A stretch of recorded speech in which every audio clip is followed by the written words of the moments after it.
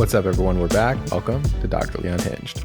I'm Dr. Maxfield. Oh, okay. Same time. All right, let's get into it. We have one of the most exciting episodes that we've had in a very long time, and we're going to go through our life update.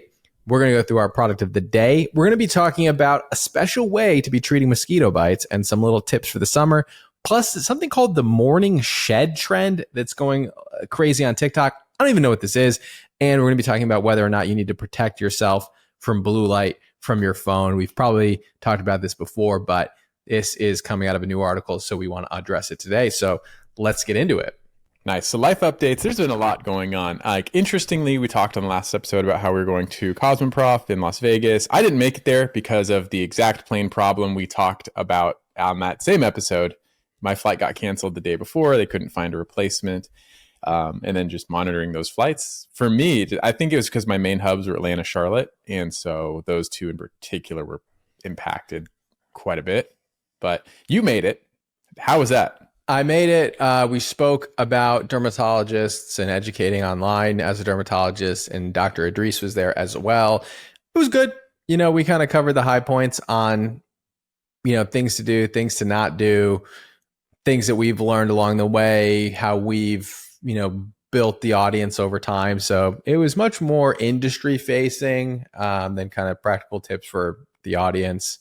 It was more practical tip for the audience, which was more skincare brands, cosmetic developers, packaging experts, logistics people. So, it was more kind of industry focused, but it was good. It was good. And then since Cosmoprof is one of the biggest trade shows in skincare, what happens is basically you have all these vendors from all over the world, Korea, China, Italy, US, Canada, and they basically present like their latest packaging designs and ingredient developments. And so I kind of walked the show for 2 days as well, looking for new packaging for Remedy. So that was kind of fun because I found a few vendors, some that could bring down the cost of some of our current packaging, and then also some new really interesting packaging designs I think we'll probably implement early 2025.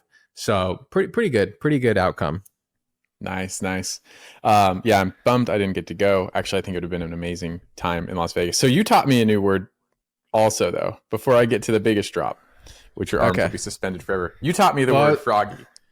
Yeah. Oh, my nurse has made me a froggy shirt. It says, actually, I don't know what it says on top. Froggy is a term that means froggy means like you're always ready to leap. You know what I mean? But anyway, big announcement. Dr. Maxfield's got a big announcement. We launched it. We talked about it on our YouTube channel already, so you already know about it. But this is super important for anyone who listens to the podcast. One of the biggest things we've done and something that's really going to benefit you a lot. So Dr. Maxfield, take it away. Yes. So we launched something called Derm, and I'm extremely excited. But actually, the more I think about it, the more I'm excited that it is in existence now. So this, if you've not been aware, I love tretinoin. I think it is the single best topical ingredient for the skin, acne to aging. It's probably with you for life. And that is only the beginning. This is where we're going to help connect you to a board certified dermatologist to help get you access to ingredients like tretinoin, which is the sole ingredient right now that is available on the platform. And because we have found this hack where we can just spare our marketing budget and we can come at you with board certified derms, high quality product, extremely effective ingredient.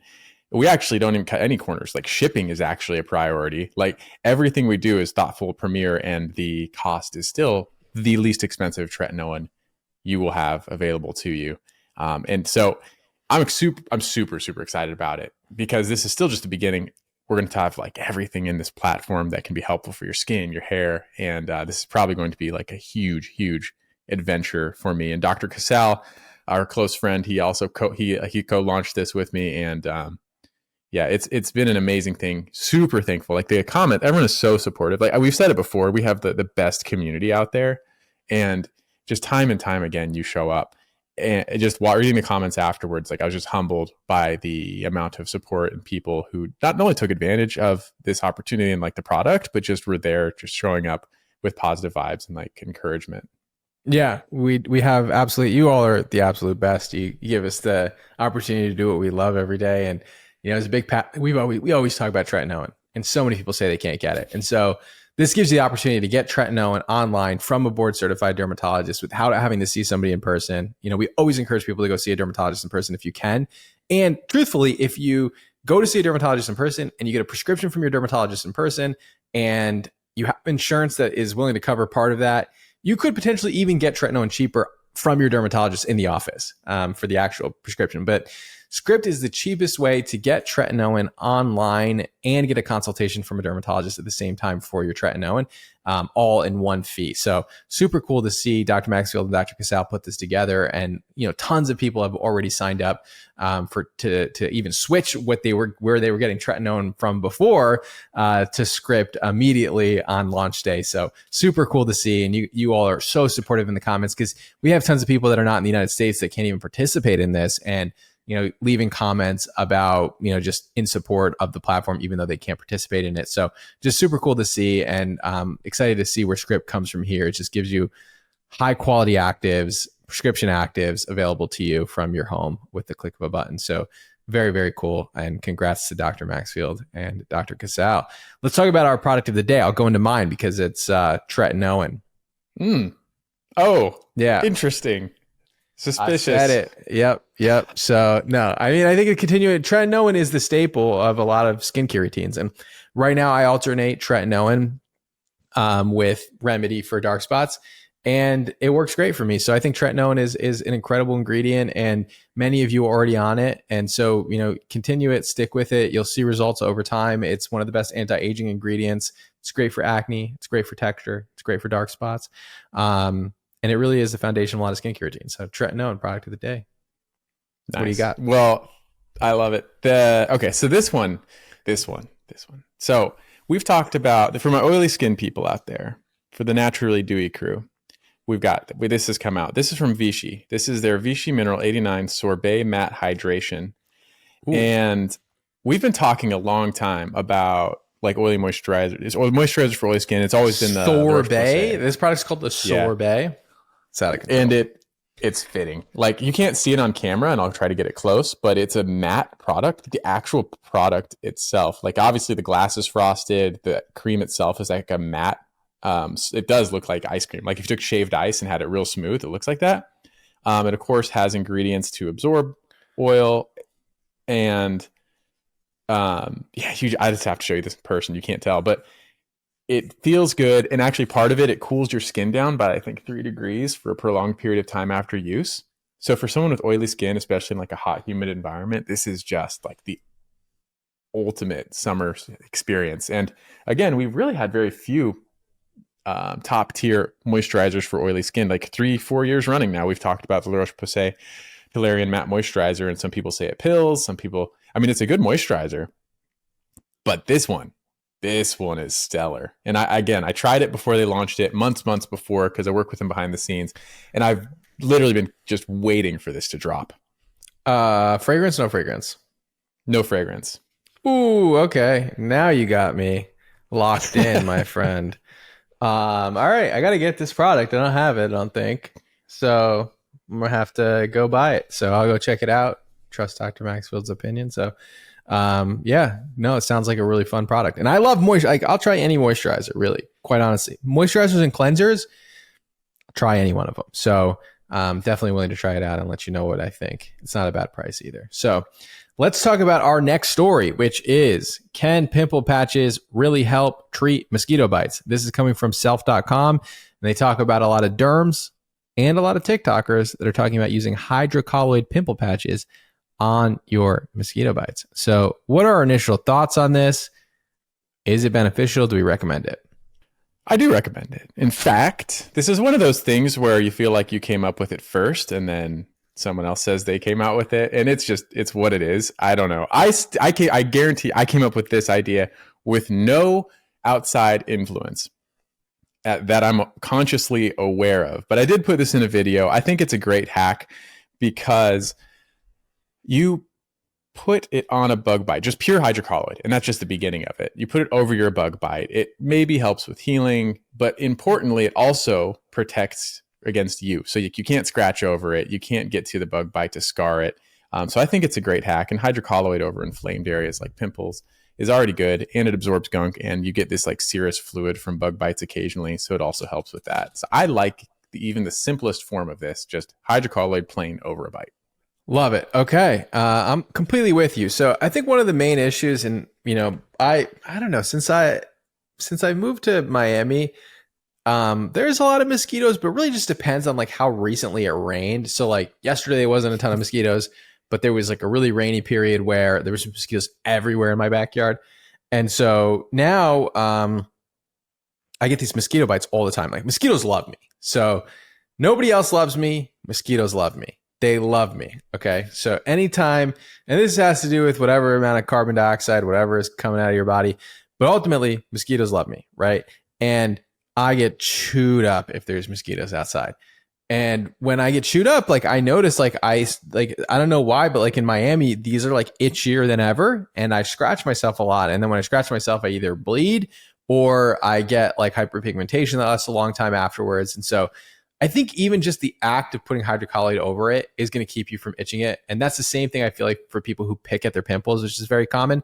When you pick at your pimples and you can't help it, these are really helpful just protecting the now whether or not they suck the juice out of the mosquito bite to remove the saliva, or whether or not they're able to suck out the juice from a pimple, I think just protecting it alone has benefits to it. So simple hydrocolloid pimple patch. You don't need to get like a special one. You can use the ones from Hero Cosmetics. You can use the ones from anyone. I wouldn't use one that's infused with acne ingredients. I wouldn't use one with salicylic acid or anything. And now Sarna, and this is Dr. Maxfield pointed this out to me, I didn't even realize, Sarna has their own bug bite patches, and those bug bite patches, Sarna is an anti-itch brand. And they have aloe, witch hazel, and chamomile. I don't think it's worth it to go and buy these over anything else. I don't think either of those, some of them can be calming and soothing, but my personal opinion, I would go plain hydrocolloid. Thoughts? Oh, I like these patches, but I actually wish they took their lotion. Their anti-itch lotion historically has pramoxine. Like everyone thinks Sarna when they think itch, like in our space. Right.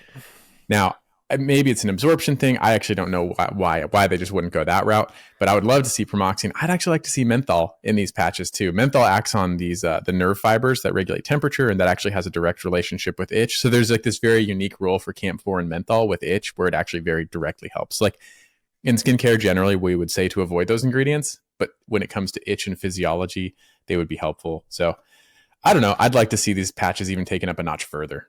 Yep, I completely agree with you. I think, if you're going to go for anti-itch, you should put something that's really anti-itch in there. And whatever that ingredient may be, whether it's pramoxine, whether you want to put a little bit of hydrocortisone, I think there's a little bit of risk in that. But something that actually is going to help with itch, if you're going to do it for that reason. But if not, I think protecting it alone, smart move. Love this hack. Definitely approved. Big fan of pimple patches in general. So I think it's a good thing. So next question is, I was asking Dr. Maxfield, sunscreen or bug spray, which goes first? So if you are outside and you're applying sunscreen, of course, what are you going to put on first? Sunscreen or bug spray? You tell me. I already did the research. He did the research. So I mentioned before this, like, okay, let's think through this live, because I was like, I think I know the answer. And here's the thought behind it. So if you put your sunscreen on first, and then you put on your bug spray, two things will happen. One, the sunscreen will protect your skin from the irritating ingredient of bug spray. And it kind of like is the Vaseline and then fragrance mixed down, like Vaseline and then perfume. Like it protects your skin. You still get the effect of the fragrant thing inhibiting the bugs. Like that is a positive from that. Now, conversely, and you can reapply. So then, well, that's actually part of the problem. But the next one is then you go the other order, which is the bug spray and then sunscreen. So if you put the bug spray first, you put the sunscreen on, does that occlude it? I don't know. But the benefit is you can reapply over it. It's like sunscreen on sunscreen on sunscreen layer. I actually don't, I said initially, I think there's like a right answer, and I'm sure there is. I'm going to take a wager here, and I'm going to go sunscreen, then bug spray. Okay. All right. Let's get into it. So I did the research on this because mainly this is kind of actually how my whole life is. I have a question and then I go down like a very deep rabbit hole to answer it. And then I didn't find any like good answers online for this. So then I wrote a Skinpedia article about it. So Skinpedia is like our information hub. You can go online, you can look it up, you can browse this, you have access to all this information yourself. But why don't we just read my summary on Skinpedia? So basically, sunscreen or bug repellent, which goes first? The CDC advises that you apply sunscreen first, followed by bug or insect repellent. Okay. And you should wait about an hour between the two, which I don't think is really practical, but there's a good reason why. There's actually quite a bit of studies that have been done on this about what bug spray does to the effectiveness of sunscreen. And they found that DEET containing insect repellents, which are the most effective forms of insect repellent, may reduce the efficacy of sunscreen by approximately 30%. And it changes, like it can go down by about 40%, 43% if applied within 15 minutes. So if you apply your sunscreen and then your bug repellent within 15 minutes of each other, it decreases the efficacy of the sunscreen by about 43%, right? So, I've thought of all these things before. And the studies show that actually the maximum waiting time is about 75 minutes, where it doesn't impact the sunscreen as much, but still does. And so that is pretty much the recommendation, is that you apply sunscreen, you wait a little bit, an hour would be ideal, and then you apply your bug repellent, and then you can always apply your sunscreen, reapply your sunscreen over it. Now, your insect repellent lasts much longer than your sunscreen effectiveness does. So you don't need to reapply your bug spray. And that's pretty much it. That's the recommendation based on all the research that was out there. And that's the answer to that question. I love it. But here's the problem. It didn't answer the question, because it doesn't that answer. Purely the mixing thing. Like if you apply sunscreen first and then bug spray, if you apply bug spray first and then sunscreen, the key takeaway from that is actually just don't apply them in close proximity to each other on a timeline, right? Because they will interact, they'll affect each other. So I agree. I'm with you. You did the research. It goes sunscreen first and then bug spray. But no matter which way you do it, you have to wait a solid period of time between applications. That's important. That's facts. Okay. Next thing, how TikTok's morning shed trend. Explain this to me. What is the morning shed trend? This is coming out of Healthline. What is it? So the morning shed trend, at least as we can gather, or I can gather, I'll say, it's almost the opposite of what it sounds like, because it sounds like you're going to shed something in the morning. So you're shedding steps in your night routine. You're doing more routine. You're doing more at night, right? Isn't that the thesis? I'm kind of confused. Shedding steps. Now I'm confused. I think it's when you do a ton at night and then you don't do anything in the morning. So like the morning shed encourages people to apply products like skincare serums, face masks, moisturizing patches, mouth guards, eye masks, so they can wake up looking fresh and glowy. So the idea is that you do like a ton of stuff at night. You're like drenched in serums at night.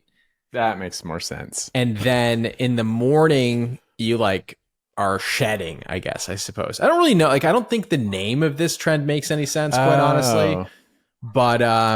But yeah, so basically that's the concept. Okay, that makes way more sense. So I totally misheard you when we were talking about this prior to this on camera. So the morning shed is exactly what it sounds like. You're going to shed off all those extra steps you did at night. And then the question being, can it disrupt sleep? My empiric answer to that would be absolutely yes. I'm not a moisturizer at night kind of person. I just never have been. That's just my skin. It's just personal choice, right? So part of the reason, though, is I don't like my face feeling greasy at night. Also, if you look at all those viral collagen masks, which we're definitely doing a video on that, by the way, soon. That also I find kind of disruptive to try to sleep with that on your face. It's almost like wearing too many clothes at night, or like wearing socks when you sleep, or telling patients to occlude their inflammatory conditions with some topical anti-inflammatory and saran wrap to make it more effective. Some people just hate that. It's disruptive. They feel it. And that's just the simple part of it.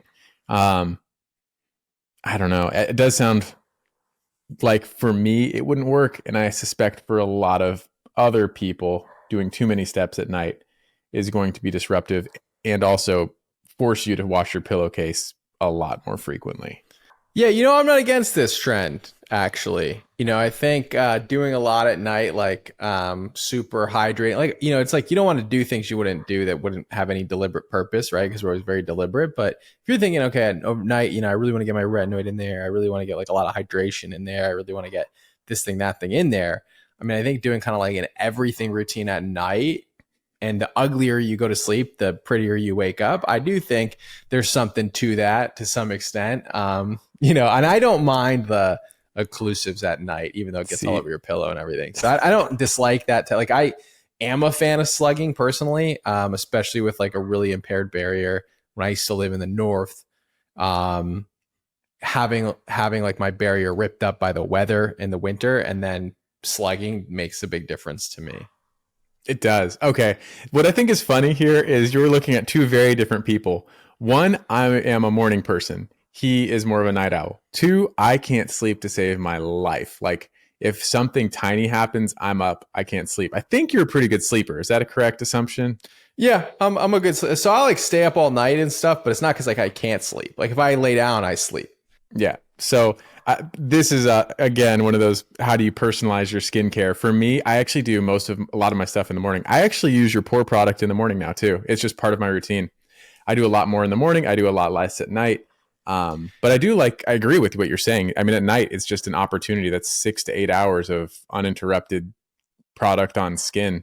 So, I mean, that's exactly why I like the concept and theory of vitamin C on the skin. It's just uninterrupted, unpolluted, un-UV disrupted skincare on your skin that works. So, yeah, no, it makes sense. I guess it's going to come down to preference here. And I also do like more of a heavier night routine than I do a morning routine. I always say this, like in the morning, like I'm on the go, so sunscreen is the best you get out of me in the morning most of the time. Every now and then you get one serum in, but that's about it.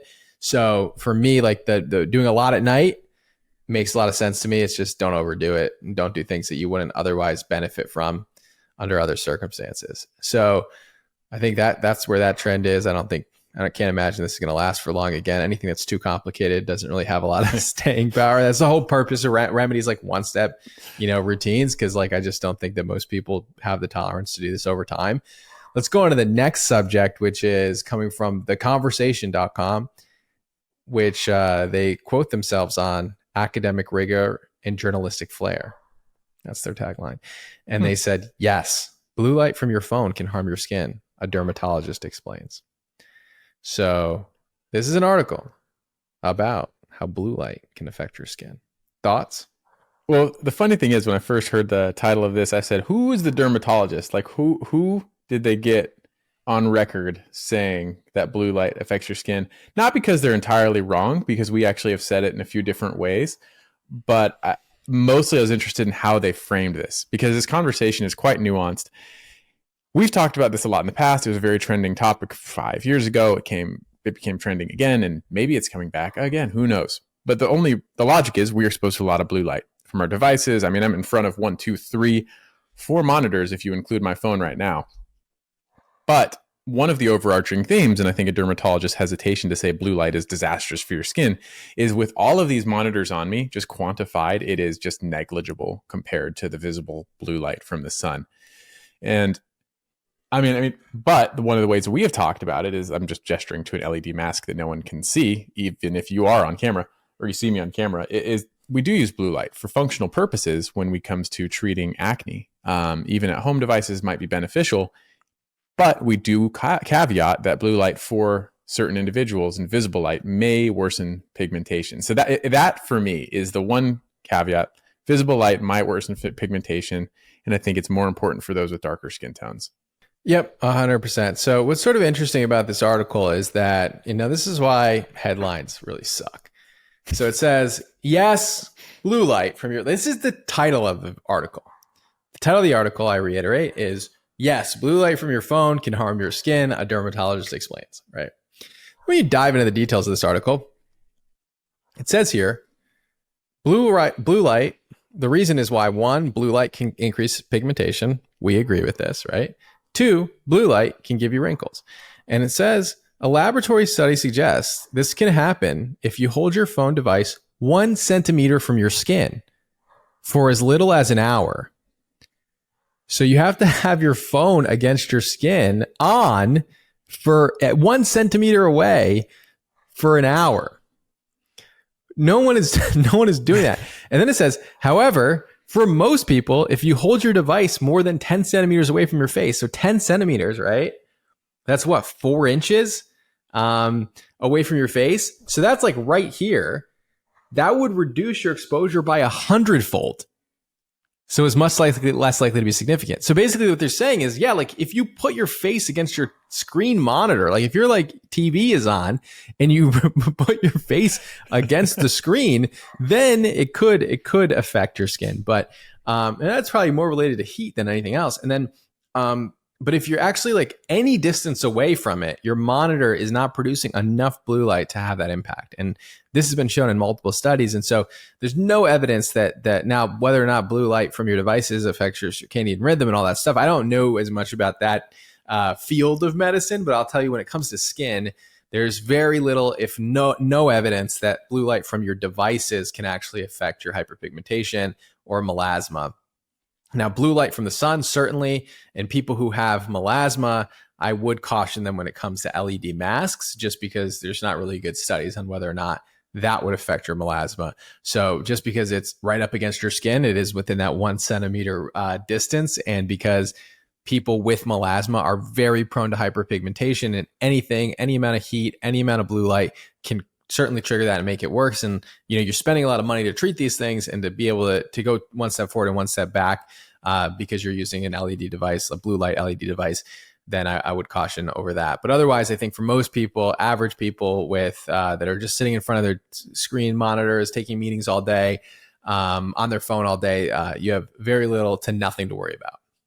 So if we were to rewrite this title, it would instead be, yes, blue light from your phone can harm your skin, a dermatologist explains. It would be, in theory, it's quite possible that if you hugged your phone for an hour to your skin, it might, for the wrong person, worsen dark spots.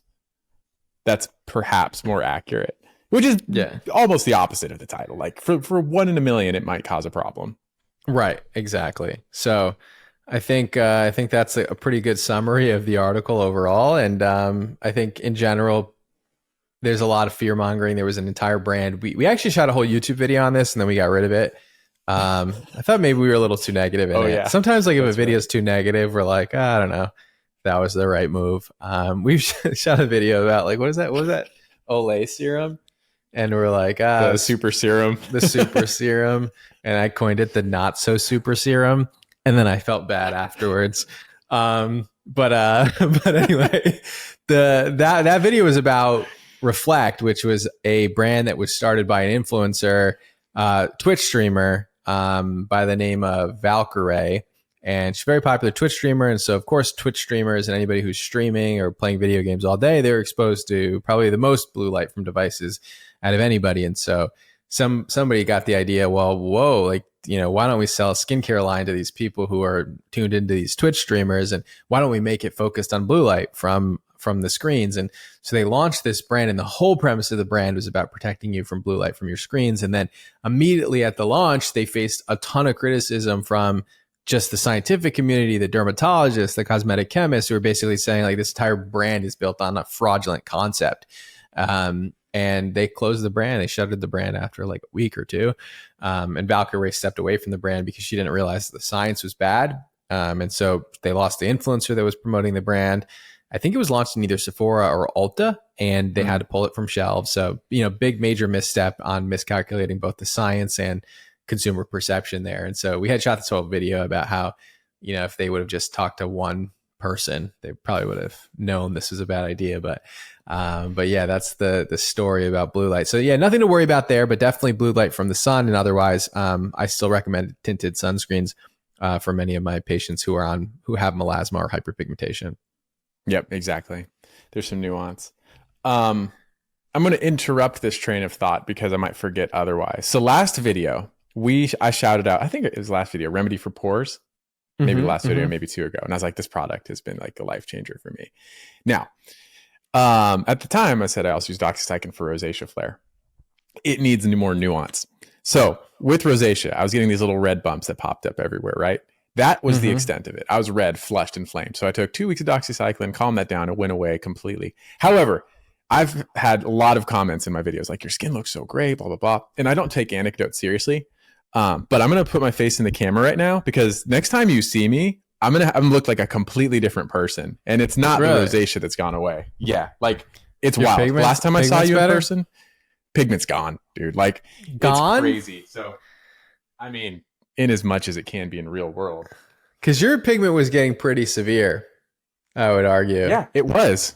It was. It looks good right now through the camera, but I have to see you in person. What else are you doing? Well, nothing, right? Nothing for that. I only used Remedy for or pores 3 straight months, zero other actives. I was like in this weird phase where I didn't really have any commitments to try any new actives, and so I didn't. That was like the only active ingredient product for a long period of time. I mean, then I was sunscreen. I was good about it, but I'm still outside. I'm still surfing.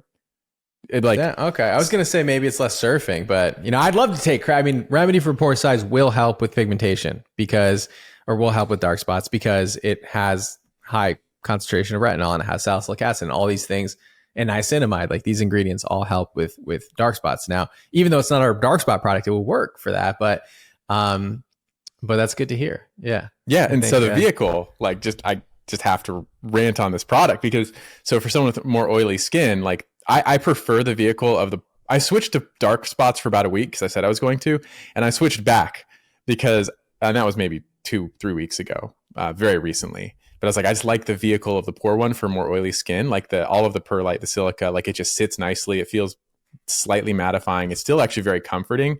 But yeah, so I think it's been just straight up transformative at this point for me. So now I have this like crazy oily skin combination skin duo of like Remedy for pores and then this little matte moisturizer. And it's like a complete routine. It's the easiest thing in the world. Why I like the Remedy for dark spots is because it's like super dewy. And then Remedy for pore size, like I'll use it in my T-zone, but otherwise, like I don't personally use it on the rest of my face because I run a little drier. So it is interesting, and that's why it comes down to like preference and what your skin needs are, and not every product is going to be for everyone. So, but no, I love the review. I love that, and my favorite thing about Remedy is the reviews and like getting feedback from people. And that video you posted about your sister was amazing. So. This was not meant to be promotional, by the way, anyone who's listening. This came up organically here, but yeah, I just had to talk about it. For me, it was just like too impactful not to mention because I'd reached a point and I was like, I'm mid-30s, like skin's taking steps backwards. It just is what it is. I'm super consistent with sunscreen. I didn't have a complicated routine because I'm a simple person, but by squishing all of those things together, it just made life simple and like, again, transformative. So totally organic, totally true. Like I still have skin. You're going to look at my skin. It's going to be better. It's going to be worse on camera some days. But yeah, I'm just wow. No, we love to hear it. So that's amazing. So no, good. And then I love seeing anybody who's used it and had any progress. Like, please let us know. That definitely fuels us and fuels our team. Honestly, our team will post in our chat about really good reviews they see online. I think it's just encouraging, not just for me because I'm very passionate about the project, but for everybody who's working on it to feel like they're having an impact, and for us to feel like we're making a difference in people's skin. Actually helps all of us, helps the team morale and everything. So we're reading everything and we're absorbing everything, and even negative feedback we take and internalize and try to make the products better. So this has been like one of the greatest joys of my life, building this company and seeing your results. So thank you all so much for tuning in. This is kind of a short one. I think we covered everything we wanted to cover, which was the sunscreen and bug spray, the pimple patches, the morning shed, the blue light from your phones, our life updates. So pretty short and sweet today, and we will see you all next week. I think we don't have any interruptions coming up, but we'll always try to inform you if we do, and we'll see you all in the next one. And definitely check out scriptderm.com for your tretinoin prescription. Yeah, we will see you next time. We're very appreciative. Thank you all.